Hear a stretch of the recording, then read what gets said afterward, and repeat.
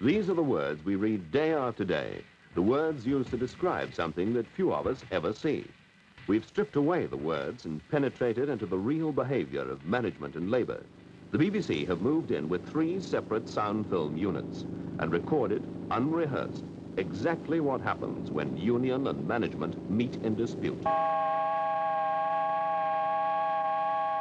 As in most affairs of this kind, the dispute resolves itself into a contest between just 2 men.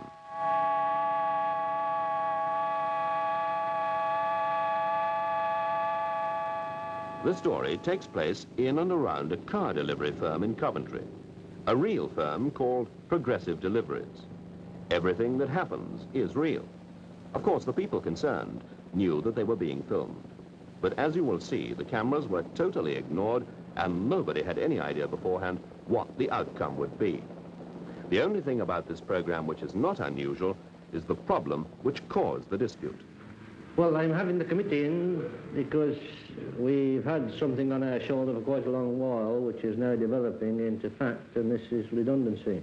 This is Mr. Port, the director in charge of the firm's personnel relations, paid $4,000 a year, responsible for 1,000 men. For the Works Committee, which represents all the drivers in the company, even the possibility of redundancy has come as a considerable shock. Well, this redundancy really has suddenly come out of the blue because I thought that we were getting on all right, that the work was sort of steady. Oh, I don't know. What was it? But actually, we could... £14 I took down last week. I wouldn't call that excessive, would you? The drivers who deliver the cars, and now in some cases stand to lose their jobs, are not only represented by their Works Committee, they have behind them the other contestant in this trial of strength. At the district office of the Transport and General Workers Union is Mr. Lapworth. For this situation, Lapworth has a guiding rule. In the climate where the employer is seeking to discharge people, anything which delays the final decision is in our favour. Just as in the reverse situation, if we are negotiating an increase, the longer the employer can stall, the longer he gets away with not paying the increase. The district secretary for his union for the whole of the Coventry area, paid less than $1,500 a year, responsible for 50,000 workers, 400 of whom are car delivery drivers. The contest which now faces Lapworth centres round a district agreement which he made with an association of car delivery employers, including Mr. Port's firm, an agreement which in this depot Port himself opted out of. Sending out for good, and the committee, please, will you right away? Thank you. It was this Works Committee which, together with Mr. Port, opted out of the district agreement on redundancy. And they did this while Lapworth was on holiday. The facts are these.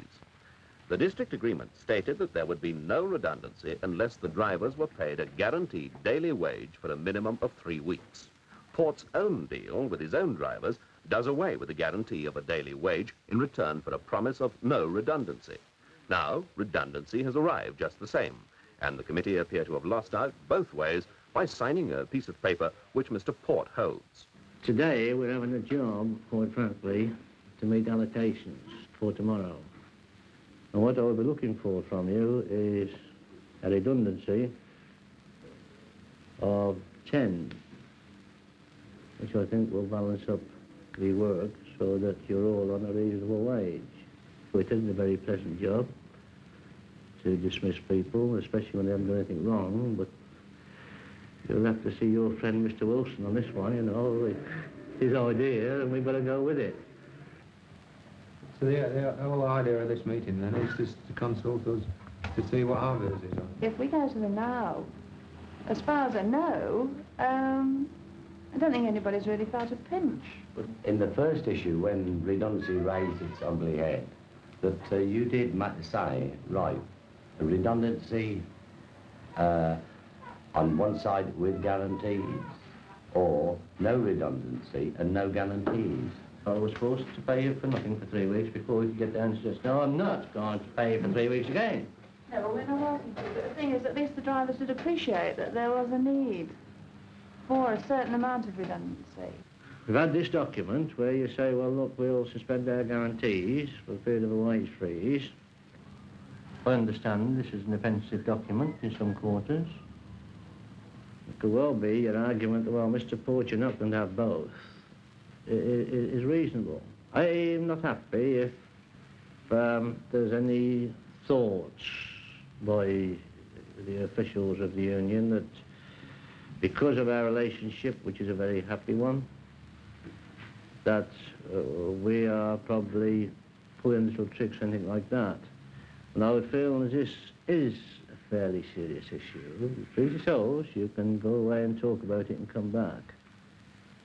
That probably you would be well advised to get your trade union official in at the start on this one.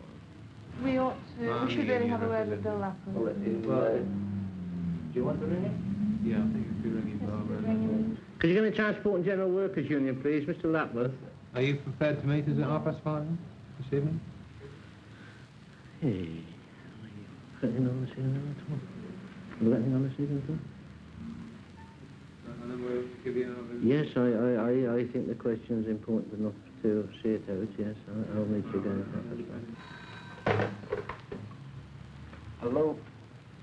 Hello, Mr. Lapworth. Speaking. How are you this afternoon? I'm very well. How are you, Ford? I hope you keep that way.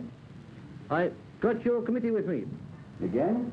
You always seem to be having committee meetings. What are you up to this time? That's why we've got a nice happy depot, so that they know what's going on. We're at the moment discussing redundancy. Redundancy? Where'd you get that from? Pardon? Redundancy? Where do you get that one from? We started this today, getting into difficulties. It was dying off towards the end of the week. And being aware of your feelings already on the certain document I have, My feelings? on this document of suspensions, you have mentioned to me once or twice. Oh, yes, my own personal views. Is it possible for you to meet this afternoon? Yes, I think I'm up straight away. You seem to have a habit of wanting quick meetings, but I don't object as long as you remember it when we want one, you know. Mr. Lapworth, I'm always at your service. You're right, Mr. Ford. Just a moment, you can speak. They want to speak to you. Just a second. Oh, Bill, this is Deb there. Hello, Deb. Is it possible for you to meet us down at Martin's? Because, you know, we'd like to discuss this more privately now. I'll see you at Martin's Cafe. When? 5 minutes? You go straight down there and I'll join you there. Just a moment, Mr. Lapworth. Before you go off, if it's privacy you're looking for, I can fix you up with a private office here. Well, Bill, we prefer a cup of tea to discuss it over.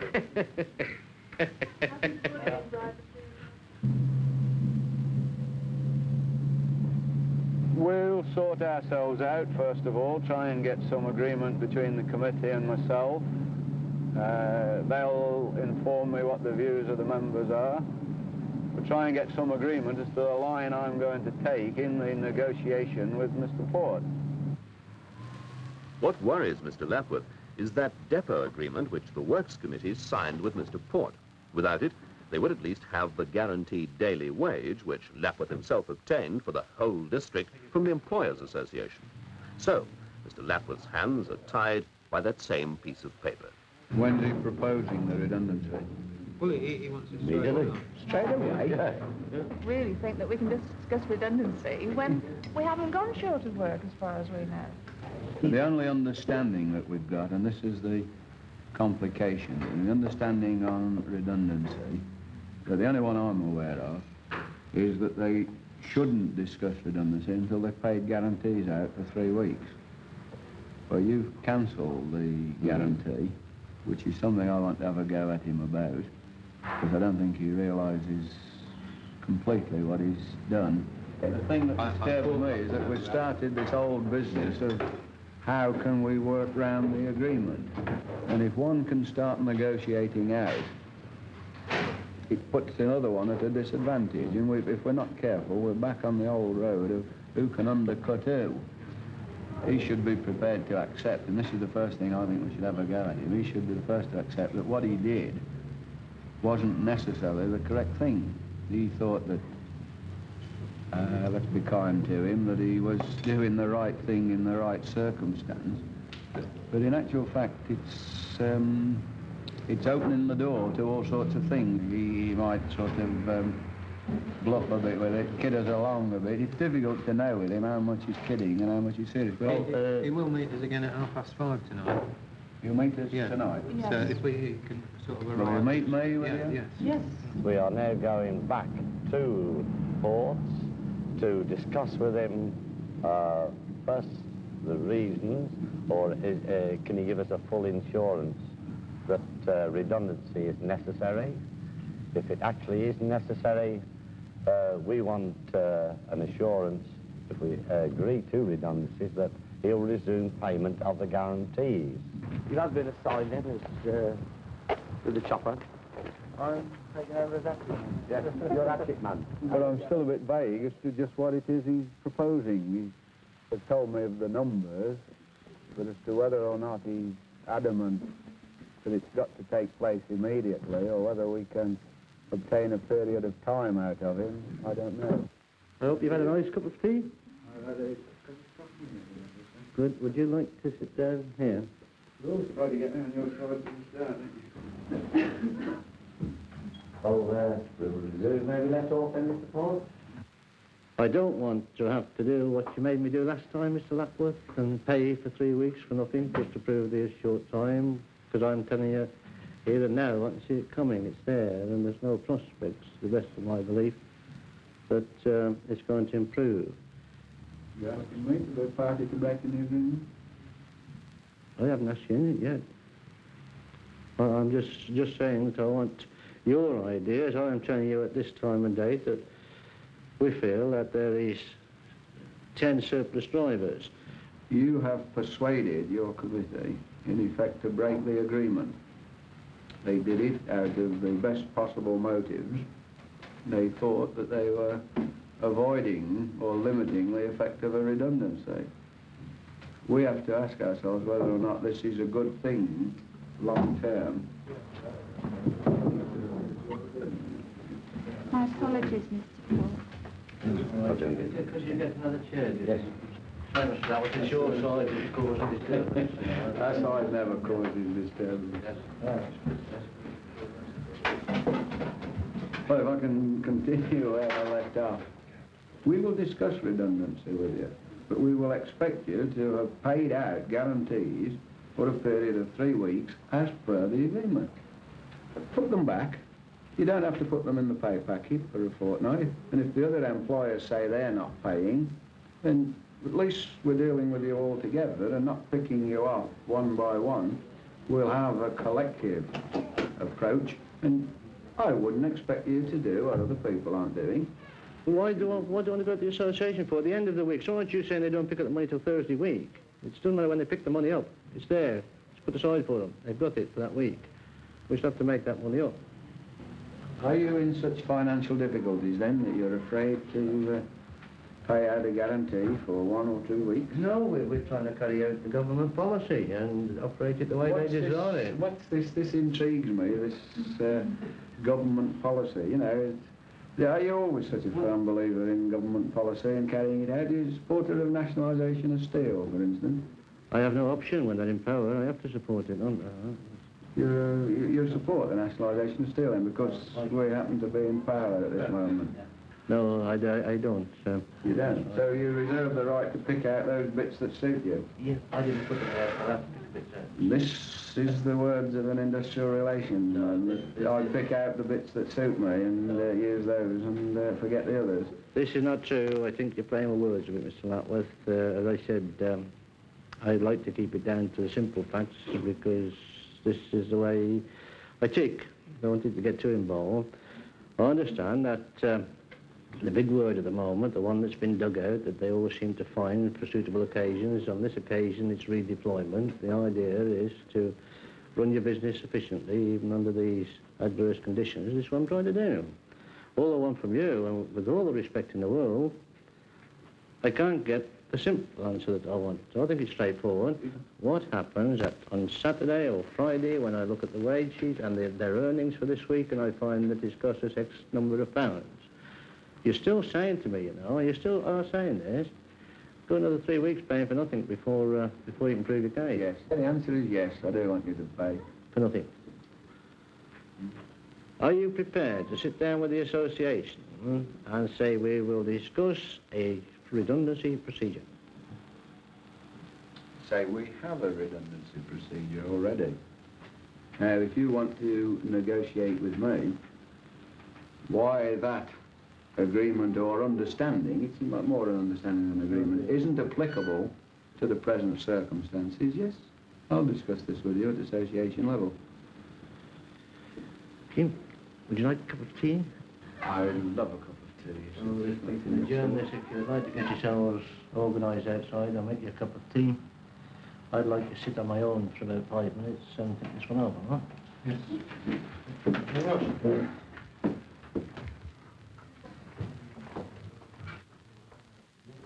We use words and we all have our own meanings for these words, and there is virtually a language of labour relations, as you've seen. This is the frequent difficulty in labour relations of the language, particularly to an outsider.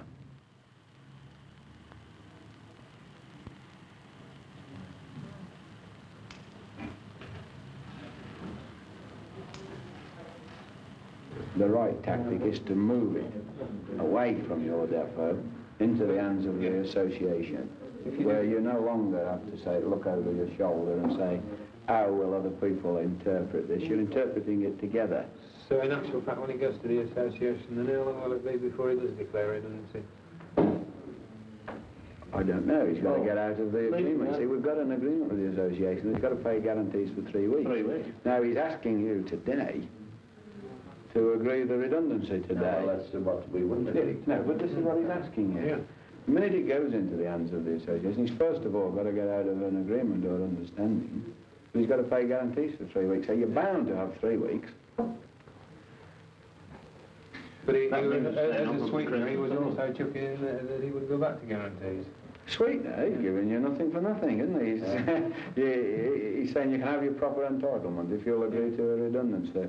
And if you accept the redundancy, you'll never have to pay the guarantee anyway, because he'll make sure that the level is such that you earn your guarantee. He's offering you nothing for nothing. Would you tell Mr. Lapworth and those other drivers, the committee people, that I'm ready for them now, please? Thank you very much. Good boy, good boy.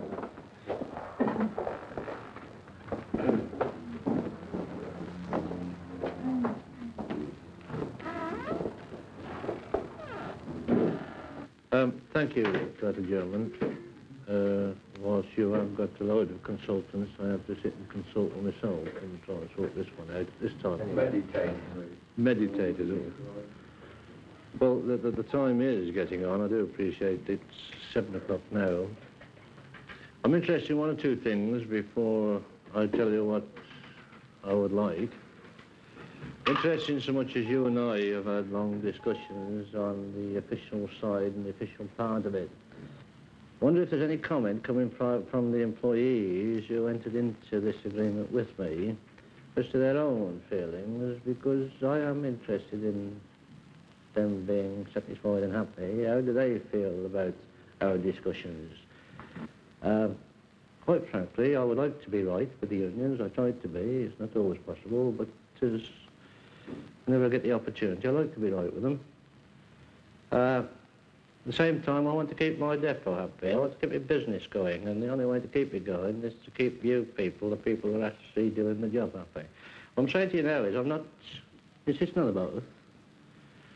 Your opinion now is, would you prefer that one to carry on, or would you prefer that we could talk redundancy? Well, the decision that neither the committee nor myself would give it. That it'd have to be a definite... I'm not asking for a decision now, I'm asking for personal opinion.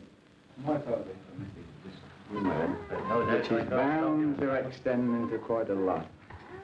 I wonder if you really realise what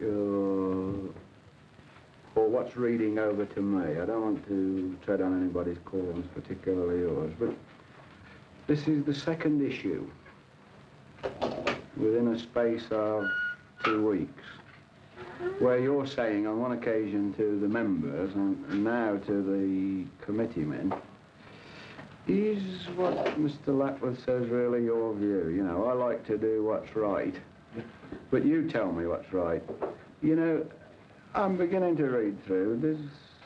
Does Mr. Port not want to deal with me? You know, he wants to make his own arrangements direct and so on. I have said certain things too. It's with the full knowledge and agreement of this committee. I rather question this, you know, keep appealing to somebody else. Tell me whether he's telling the truth or not. I know, this was not the intent, but you have a very sincere apology for me if you take it. It's not meant that way. It's not meant that way. It's the second time within a fortnight that... I shall always reserve the right, Mr. Lapworth, regardless whether it's Mr. Lapworth or Mr. Dyer in Luton, of assessing my employees' When I feelings. negotiate with you, Mr. Port, I negotiate in good faith. Yep. I have never yet said to you, Mr. Port, I am not prepared to just accept your word as being a statement of the company's position. I want to see your chairman. And I've no doubt that if I did, you would tell me, look, I speak for the company and there is no provision for you questioning my word with the chairman. I wouldn't presume to do it. Now, would you do me the kindness of not presuming to challenge what I'm saying to other people?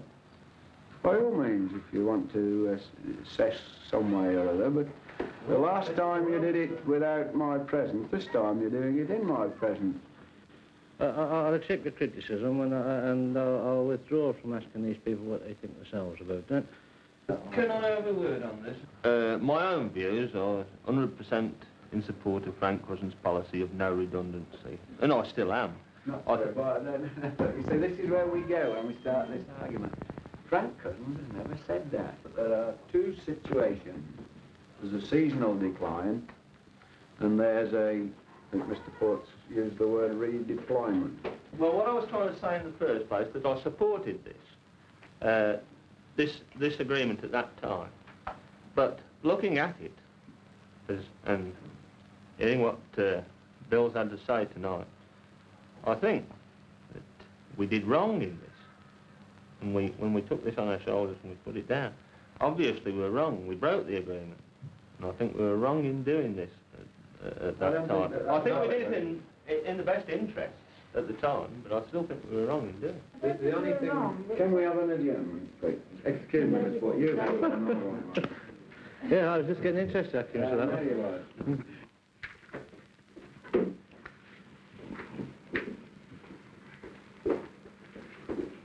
Seems concern of officials that we should talk to our employees.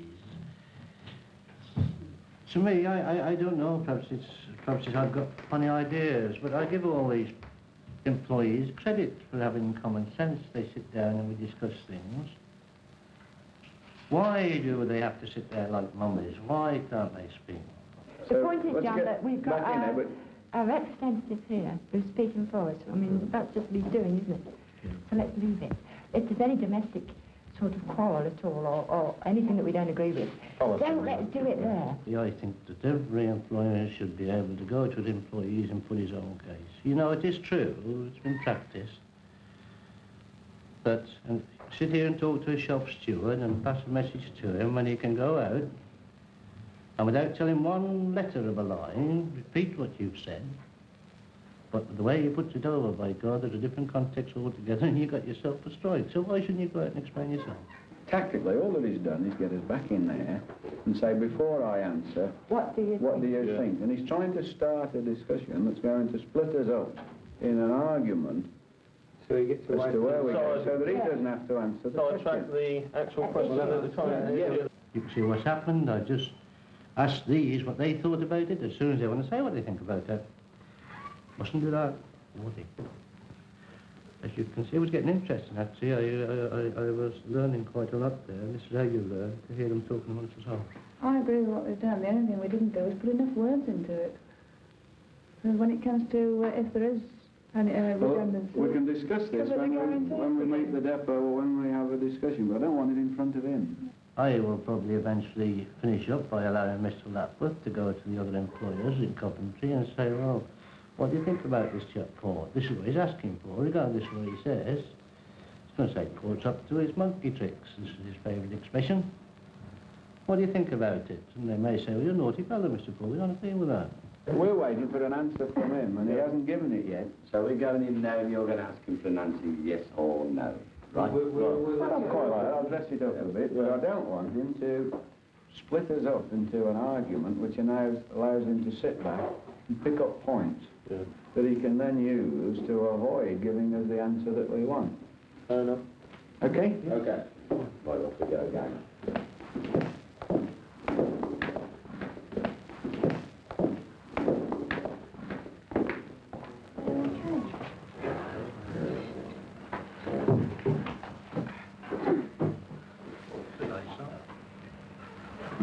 Sorry about that. I thought it was necessary because there was a danger of us going off at a tangent. Yeah. Our position's quite clear. As far as we're concerned, we are asking you to reconsider this and to agree to a discussion on the problem at association level. Well, I've taken all your points just now. I mean, there's lots of your points are good. I would ask you to not get any ideas that, you know, I'm trying to set drivers up against officials or things like that. You know me, you know my experience. I go into it on the intent. Can I tell you? Well, I just want to assure you that this was farthest from my mind. Yeah, well, I wouldn't do that. You know, I may do one of these things. Already gone on record with my expressions of yourself. I wouldn't do things like that. With regard to this one, I'm sorry that I would have to ask you for time. You, as you've just demonstrated, have gone out and consulted with your colleagues. Mm-hmm. Yep. I had 5 minutes consulting or meditating, I think you said, on the problem, and I feel I would like you to grant me no action will be taken at all with regard to redundancy or anything else, or even transfers. I would ask you to give me till tomorrow morning so that I can consult with my colleagues. Then we come again to another meeting. All right? Yes, as far as I'm concerned. Yes. Quite happy with that.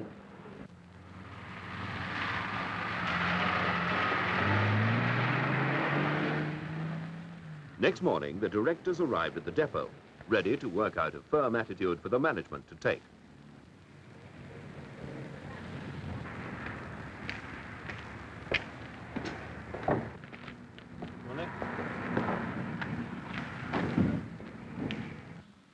Well, unless he's prepared to negotiate a workable solution, I think you're quite right in sitting tight on what you already have. Redundancy, of course, is the policy that the manufacturer and the government are following, and we must follow the same policy. We can do that. We're back to the old trouble, you know. He's made 1 or 2 remarks about this procedure I have of not relying on a third party to convey the way I feel and what I want to say to our employees. Immediately these 5 start trying to express their views, the 5 committee boys up jumps Willie, we whips them out of the room, doesn't allow to talk. And this is our trouble every time. This is democracy. Yeah. This is it. And they mustn't talk, you know, people leave it to me. You can come there to state your case, but don't say anything. You, Good. I would think that we'd give them this, won't it? Let them go to the association, let's just see if instead of this airy-fairy talk and beating about the bush, you can come down with something very, very simple in the way of a straight redundancy and no bamboozling anybody. At the moment, he hasn't given us one. He's given us nothing, except the fact, in his blunt statement was, the way you're going to prove any redundancy or start talking about redundancy is, first of all, you've got to pay. I'm satisfied that there is a negotiable answer to it. Yes, sir? Get me the Transport and General Workers Union, Coventry, please. I want to speak to Mr. Lapworth. Yes, sir. Sir. Hello? Hello. Hello. Good morning, Mr. Lapworth. Good morning, Mr. Paul. How are you this... Did you have a very good night? Pardon? Did you have a good night? Yes, after a few hours serious consideration on all your talk yesterday. Hope you've got something favourable to tell me this morning. I would imagine so. As long as you've got something favourable to tell me, we can meet halfway. I've finished discussing the problems with our directors now. We have got a line that we would like to take with you, and we would like this meeting that we suggested we should have. Which one? You're suggesting that I come back and meet you and your directors? Pardon? And your directors? No. Just you? Yep. I'm happy with that. If your directors aren't too happy, though, I would welcome the opportunity of talking to them. You'll have that opportunity at an association meeting if we get there. So you're not ruling out an association meeting? Oh, no. Never rule out anything, Mr. Lapworth. Okay, I'll come up and see you, Mr. Ford. What time? I'll come up straight away. Yeah, well, I'll leave this to you to do. I'll push off now because you said that you said no directors here, so I'll make sure I'm not here. And if I'm not here, Okay. I'm off to that. You're off to that. That's the best of British. I think he wants to try and persuade me that somehow or other he can keep his piece of paper and still go to the association without me having a go at him. In other words, I think he's going to try and get the best of two worlds. He wants me to lay off him or them as a company personally and still get the protection of the association. I don't know. This is one that very much we'll have to play off the cuff and see what he's trying to negotiate us into. It's going to be an interesting one. Morning, John. Morning. Morning. Not nicely. Do you come to this meeting then? Ah, yes. See what he's got to say. Are we all here then? Yes. Where's Mrs. Blundell not coming? Let's go then. He's not with us.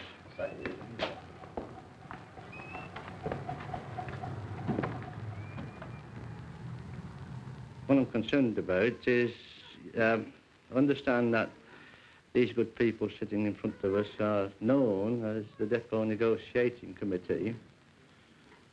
And I was a bit perturbed yesterday at your resentment at the fact that they mustn't talk, you know. Did I say that? Well, you rather stop them, you know. When one did start speaking, you know, stop. What I was going to suggest to you, in good faith, if this is true, I'm thinking of probably the money it's costing them sitting here and the profit that the company may be losing if you really want them here at all for this meeting. What is the point in having them if they can't talk? So you consider that it's quite reasonable for the company to send their personnel relations director to deal with the depot committee? See, this was not an arrangement that was made between the committee and the depot manager in relation to the running of the depot. The company chose to send the director responsible for personnel relations to negotiate this one, so they regarded it as being somewhat significant, but they didn't choose to fetch in the district official. You apparently choose to pick your team for negotiations and change it when it suits you. Don't complain if we want to change on occasion. Oh, I'm not complaining. I was just actually querying whether you felt it was necessary, if they're not allowed to speak, whether they couldn't be getting on with the money. I wasn't aware that I'd stopped them from speaking. In a constructive approach,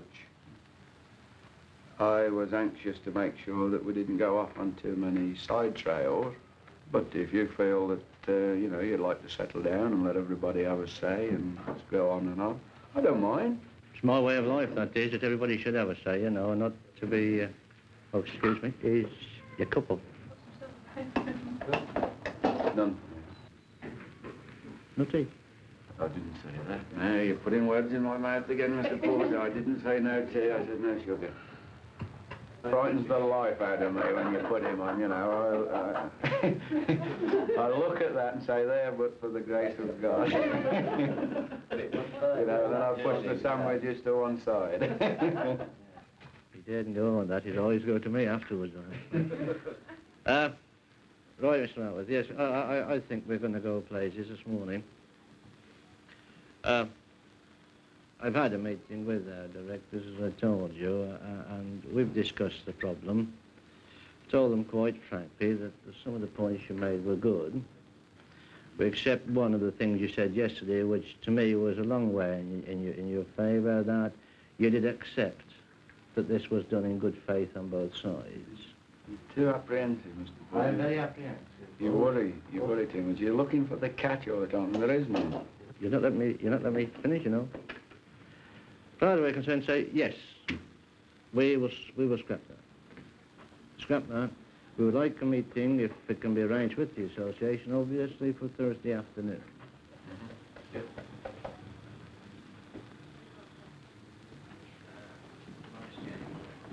Now we've actually made progress. We start out with the position where we have no guarantees and the redundancy problem. We have re-established the guarantees and taken the discussion away from the depot where the major problem is. At this point in the story, when the argument was about to move on to the Employers Association, something dramatic happened which interrupted the whole affair. At the BMC factory at Longbridge, Birmingham, another union district, the car delivery workers went on strike.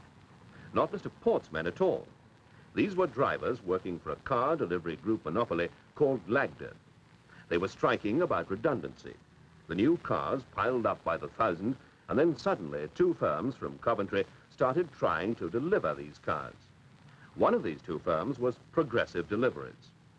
While declaring a redundancy in Coventry, Mr. Port's firm was setting out to break the monopoly of Lagda by employing redundant drivers in the Birmingham district. This news broke the night before Lapworth was due to meet the Employers Association.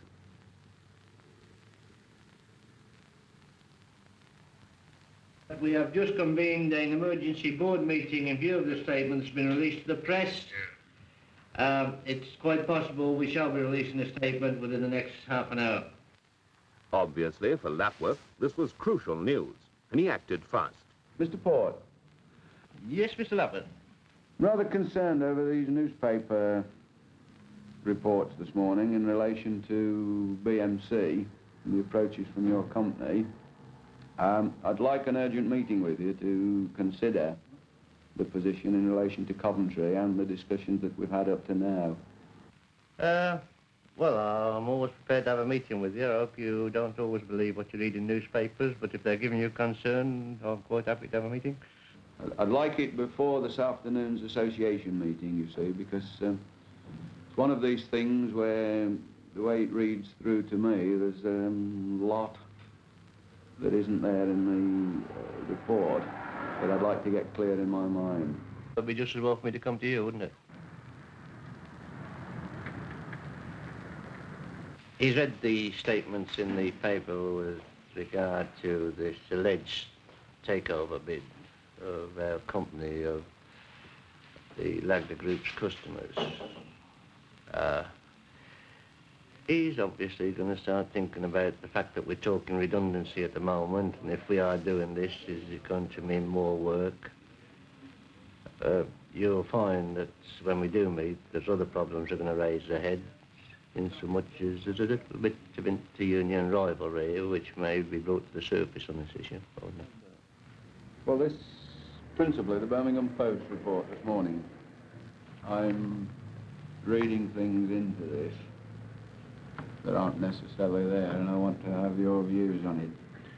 You are asking us this afternoon to enter into an arrangement with you on redundancy, on a formula, and you are carrying out an action here which could create a Coventry redundancy, could create it, not necessarily from a shortage of cars. When I read this, I say to myself, what's going on?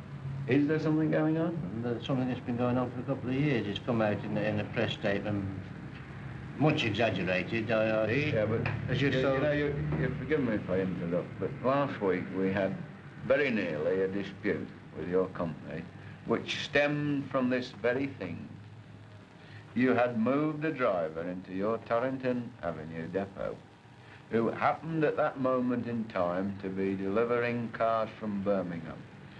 You paid him wages and conditions, the Birmingham wages and conditions, which were less favourable than Coventry. Under an agreement with your union? Yes, but then you broke that agreement by switching him to Coventry work. Well, can I have an assurance from you that there will be discussions with us and that it isn't your intention to prejudice the Coventry position? We would give you an assurance that we'll have discussions with you, but you're asking me then, there's one there that's a concealed one, you're asking me for an assurance that we run our business inefficiently. We believe in the most efficient form of operation. But you see, we're not going to be played off one against another. You haven't given us the opportunity to sort ourselves out on the trade union side. You've moved in. You apparently, listen carefully to you, have given assurances to Birmingham drivers in relation to their employment. All I'm asking for is a similar assurance to Coventry. Now, can I have it?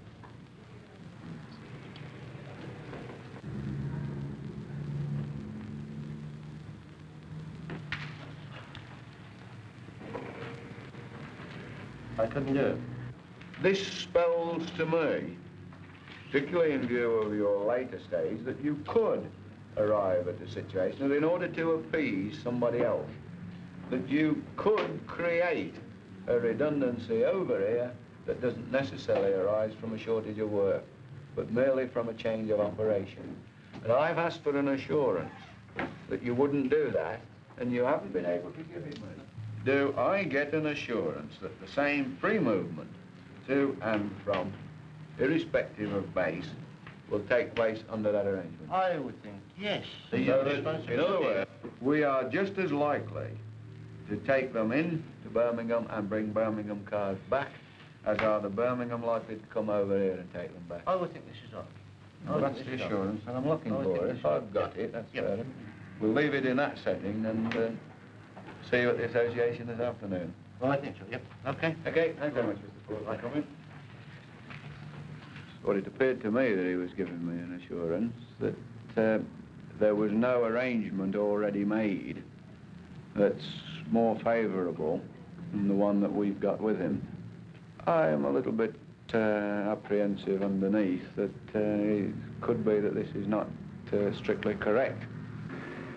But I'm happy that at least I have him on the record, this was the purpose, that he cannot and will not, as I see it, create a redundancy as a result of arrangements that he's made in another area.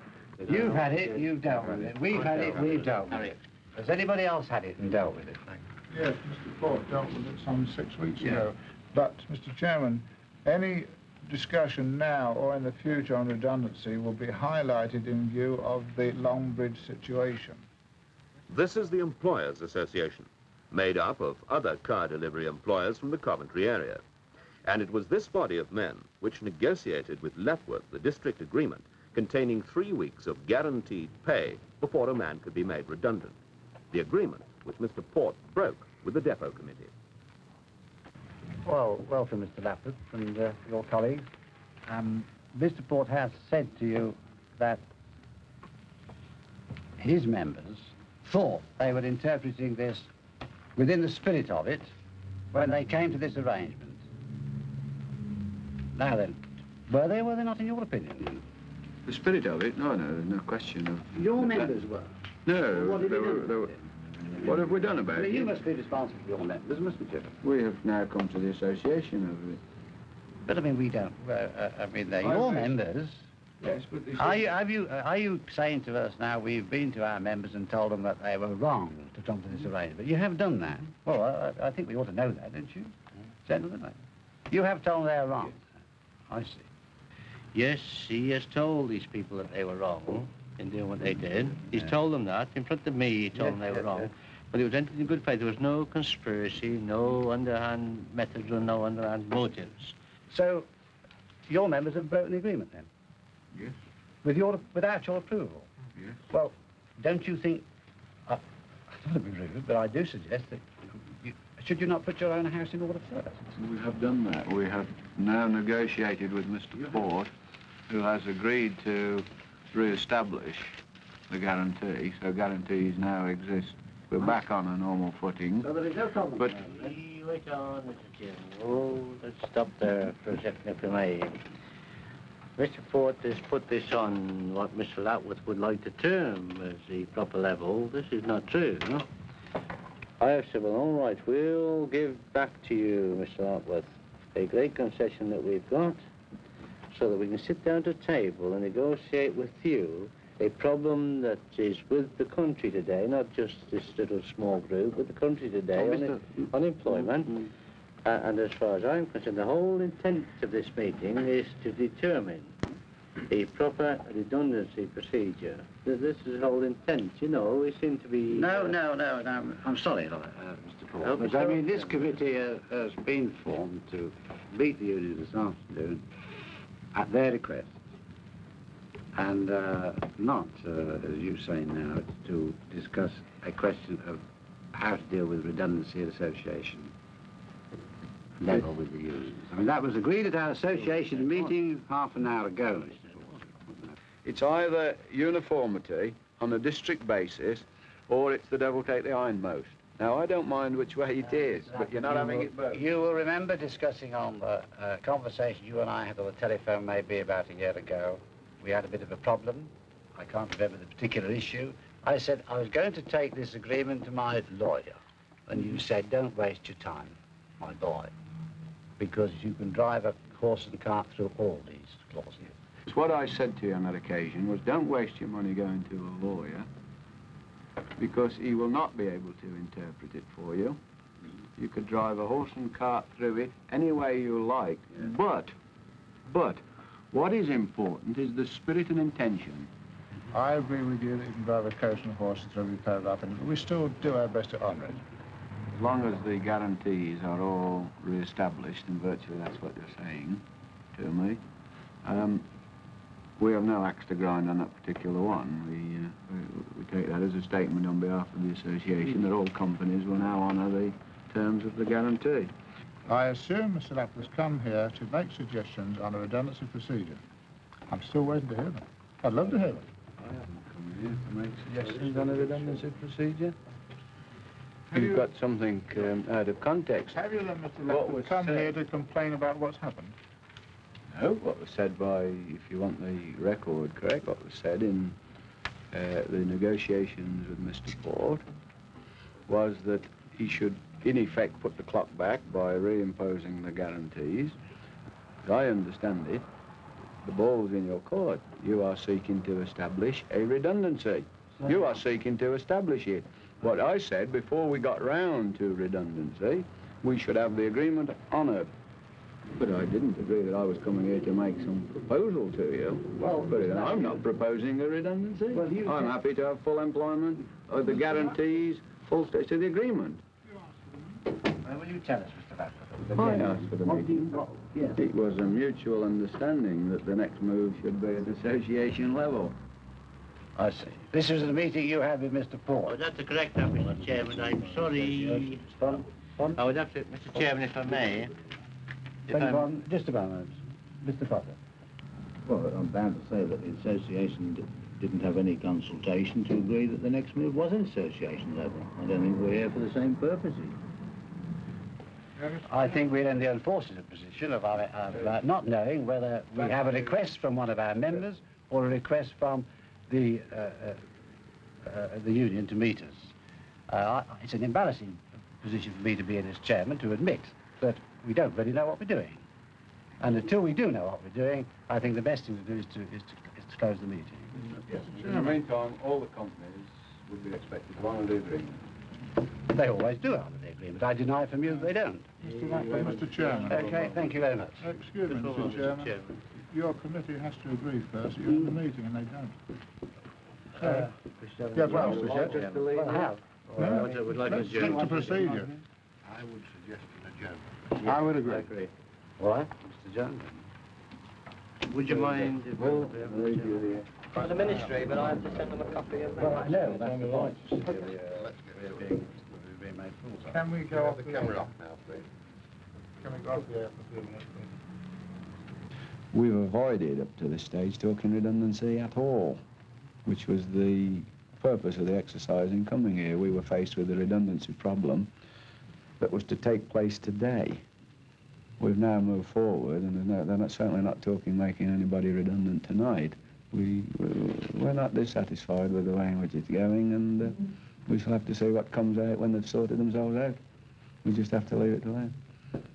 Lapworth did go back into the meeting, and again they set about the task of establishing a redundancy agreement.